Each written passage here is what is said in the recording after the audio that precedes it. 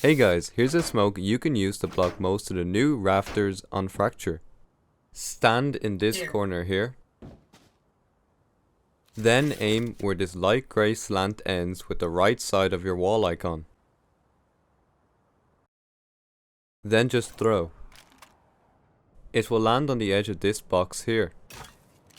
For a quicker lineup, you can come to where this blue paint begins on the wall.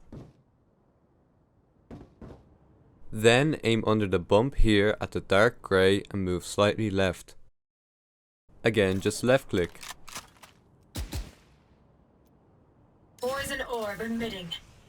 As you can see, there's only a slight gap where players can see through the smoke.